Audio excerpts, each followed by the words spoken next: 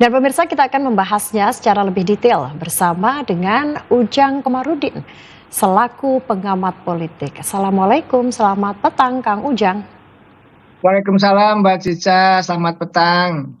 Ini baru saja nih Kang Ujang ya, sore tadi nih kita melihat ada penunjukan yang cukup mengejutkan publik. Ada reshuffle kabinet. Kalau pelantikan Nani SD yang sebagai ketua BGN mungkin kita sudah bisa menebaknya karena sudah diputuskan dari jauh-jauh hari. Namun juga ada penunjukan Said Iqbal sebagai Dewan Penasehat Presiden di bidang ketenagakerjaan. Sebelum kita membahas nih Said Iqbal, saya mau ke Nani SD yang dulu. Kang Ujang, menurut Kang Ujang apa yang sekiranya akan terlihat perbedaan besar kepemimpinan Nani SD dengan yang sebelumnya, Pak Dadan Hindayana?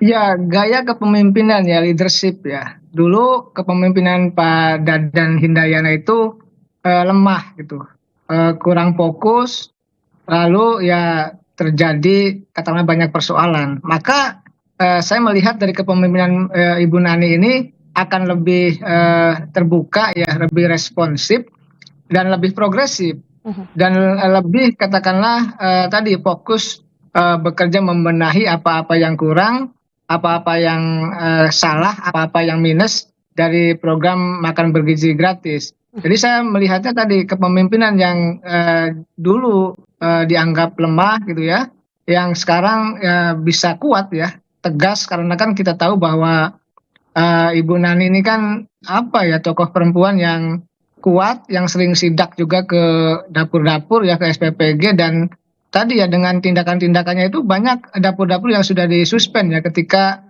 yang bersangkutan menjadi wakil kepala BGN sebelum dilantik menjadi kepala BGN. Jadi saya melihatnya lebih aktif, lebih progresif, lebih terbuka, dan tadi lebih kuat dalam sisi leadership seperti itu. Apalagi kita tahu bahwa ditambah lagi ada dari BPKP ya, Ibu Arum, lalu juga Pak Trenggono dari tentara.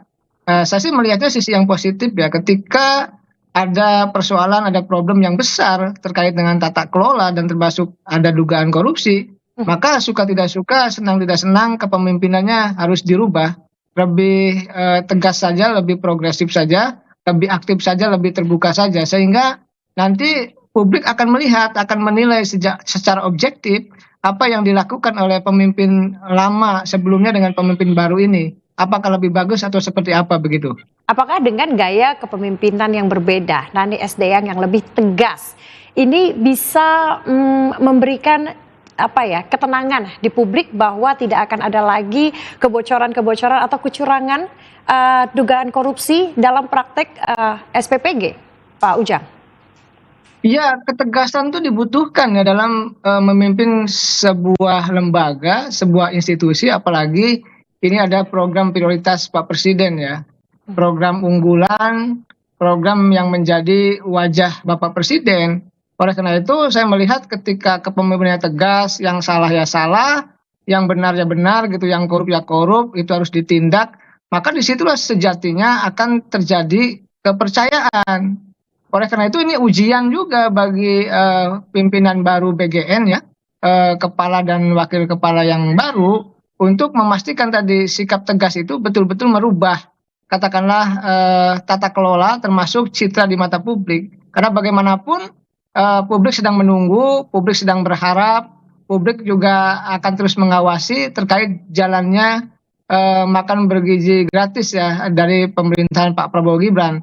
Ya, saya sih tetap membangun optimisme ya, karena ini program mulia, karena ini program bagus, maka tadi kepemimpinan itu harus bagus, leadershipnya harus bagus. Maka yang harus dilakukan adalah tindakan tegas tadi. Jadi harus terukur, harus terencana, dan juga harus komprehensif dalam konteks merubah tata kelola MBG yang kemarin dianggap katakanlah oleh publik banyak kesalahan, banyak bolong-bolong, banyak kekurangan yang luar biasa begitu.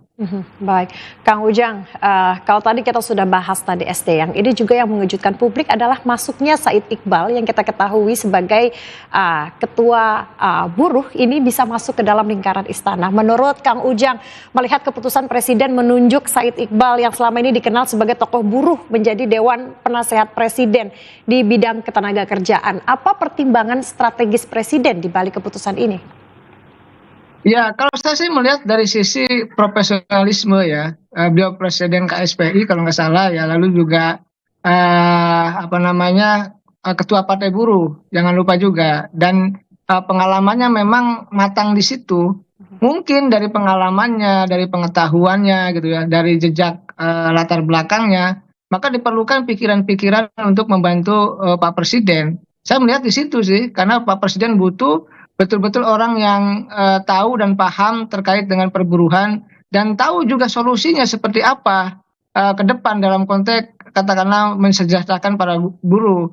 Kita tahu juga Pak Presiden itu selalu apa ya mendukung, selalu concern terkait dengan orang-orang kecil ya, orang-orang di bawah, kelas bawah gitu, orang-orang miskin. Maka buruh ini bagian daripada konsen Bapak Presiden untuk disejahterakan. Maka ya pengangkatan Pak Said Iqbal itu bagian daripada tadi bagaimana Pak Presiden ingin memastikan buruh ke depan itu lebih bagus lagi, lebih baik lagi kesejahteraannya. Saya kira saya melihatnya seperti itu sih Mbak Cica.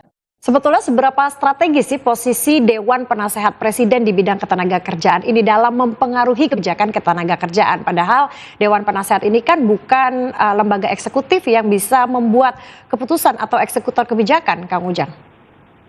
Ya, tergantung Bapak Presiden. Kalau Bapak Presidennya langsung katakanlah kalau ada nasihat atau masukan dari katakanlah penasihat khususnya gitu ya, termasuk soal perburuhan, ketika Pak Presidennya concern, ketika Pak Presidennya oke, setuju, ya maka Pak Presiden akan tadi katakanlah memerintahkan kementerian terkait untuk mengeksekusi kebijakan-kebijakan, katakanlah ide-ide yang telah dibuat oleh penasihat khusus itu. Jadi sangat strategis saya melihatnya, tetapi memang tadi tergantung dari Bapak Presiden itu.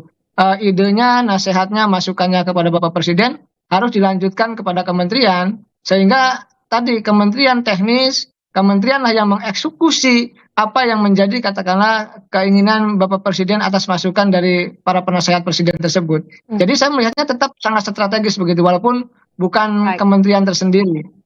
Baik. Menurut Kang Ujang nih, seberapa optimistis sih kabinet yang baru ini menjawab keresahan masyarakat sekarang melihat kondisi ekonomi yang tak stabil? Ya, ini pembuktian dari beliau-beliau yang dilantik ya. Keresahan dari geopolitik yang tidak menentu, ekonomi yang tidak menentu. Maka tantangannya adalah bekerja dengan sebaik-baiknya, bekerja jangan mengecewakan rakyat, jangan korupsi, yang bekerja yang terbaik aja untuk kepentingan masyarakat bangsa dan negara. Karena kita melihat gitu ya, banyak pejabat negara yang lalu-lalu bicaranya bersih, bicaranya tidak korupsi, sebelum ditangkap seolah-olah menjadi orang yang suci gitu. Tapi kenyataannya di hari berikutnya ditangkap.